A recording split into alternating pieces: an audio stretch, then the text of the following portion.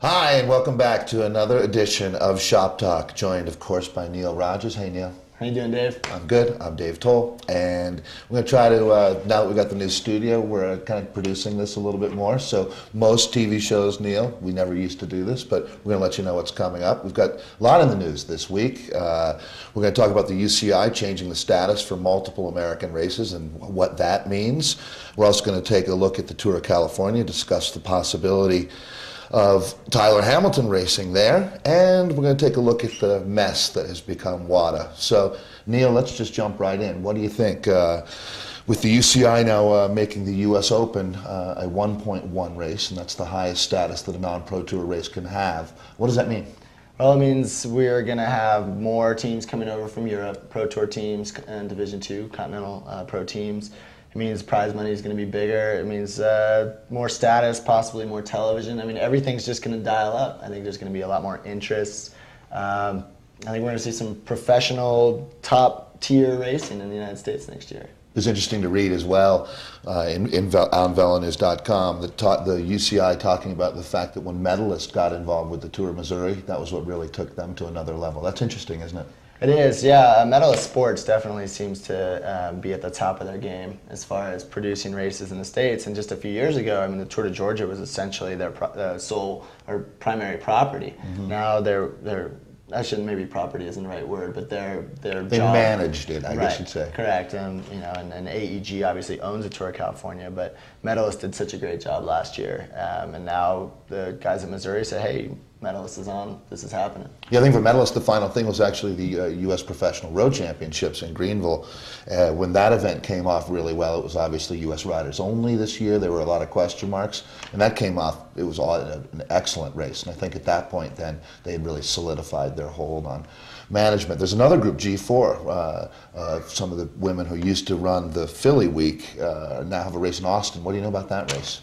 Well, that's another one of the races that was just upgraded, I believe. Mm-hmm. Is it a 1 point? It would now, I guess, be a 1.1. I believe so. Right. And yeah, I mean, for a first-year event, that's almost unheard of.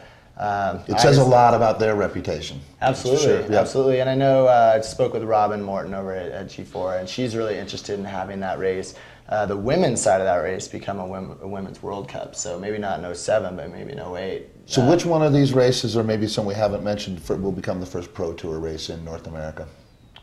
What do you think? I would have to say Tour of California would probably be the first bet, not only because of the money behind it, but also because of its spot on the calendar. Mm-hmm. That would be sort of possibly the kickoff of the Pro Tour. It's early in the season. It's not real difficult. I know that's one reason why a lot of the Euros like the race. I mean, obviously the weather last year was ideal, but they don't want to start their season off with an epic, hard race. Sure. They want to, give it some challenges, but let's kind of ease into the season a bit. Yeah, the Tour of California was just hard enough. I think it was perfect last year. So, the UCI announcing, it was very interesting this morning that they're talking about the Vuelta might want to look into shortening to 2 weeks, or we'll shorten you down to 2 weeks kind of thing. What does that mean for the Tour of California? You think they're going to move Tour of Germany maybe into September, and Tour of California moves, it's going to be interesting. It looks like the calendar is going to be restructured again. Yeah, it's tough though for a North American event. I mean, that European calendar, I don't want to say set in stone, but it's like that cement that's almost all the way dry. And maybe the classics and the Tour de France are certainly that. Absolutely, yeah, and it's going to be interesting to see how California is pulled off this year, because the weather in February, I mean, they just got so lucky last year, but it could have been 180 degrees different. It could have been sleet and rain and miserable winds, and that would be a reason why maybe they would want to change the calendar date. But I know that was what the UCI suggested to them. It's sort of like a spot right after like Tour Down Under and Langkawi. It's like, okay, if you want to kick off a big UCI stage race, well, this is what we've got for you right now. It really did work. If you look at the athletes who were successful there went on to have a great summer. So, maybe the upside of global warming is that Tour of California will be nice in years to come. I was saying the other day to someone, they run that race 50 years. They could never hope to have that good of weather again. It was magical. Yeah, people were joking that possibly AEG had enough influence to buy the weather. Yeah, you never know. Well, it's going to be interesting also to see what happens with the Vuelta, because as it is right now, we have 3 Grand Tours, and if they shorten the Vuelta to 2 weeks, what does that give you? Do you have 2 Grand Tours and a half of a Grand Tour, or a not quite as Grand Tour? I mean, how do you define the Vuelta? And, that race has been around for 75 years, so I don't see them really wanting to do that. And there's just so many different power struggles in the sport right now. Yeah, it's really interesting. The Tour of Germany would obviously be the major beneficiary there. And, it's kind of like follow the money, as they say. I think that right now in sponsorship, Germany is a little bit richer. Maybe, certainly the event is more feasible than the Vuelta right now. I heard some riders who competed in the Tour of California this year and the Vuelta saying that the crowds at the Amgen Tour of California were much larger than the Vuelta day to day. And that was stunning. Yeah, I heard that as well. So what do you think, Neil? Does Tyler Hamilton's Tinkoff credit team, they put a big bid in to try to get into the Amgen Tour, and does Tyler ride?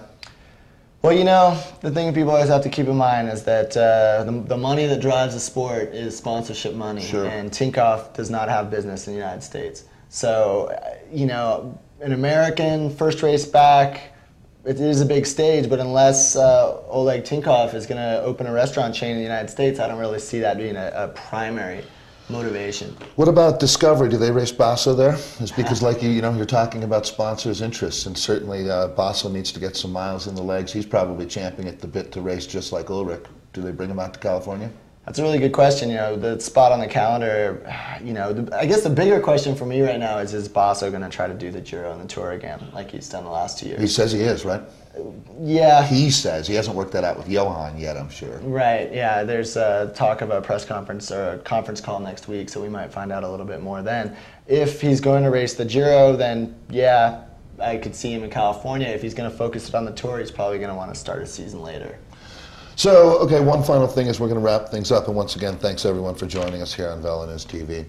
The news broke yesterday, Geneviève Janson was going to be reinstated after what was a lifetime ban, will be turned into a 2-year ban because her body is now proven by, and actually you do your research, you know the name of the doctor in Belgium. Well, when you say I know the name, I've got it here in front of me, Dr. Joris de Lange. Yeah, and I'm sure that can't be right, your pronunciation. But, kind of an odd story.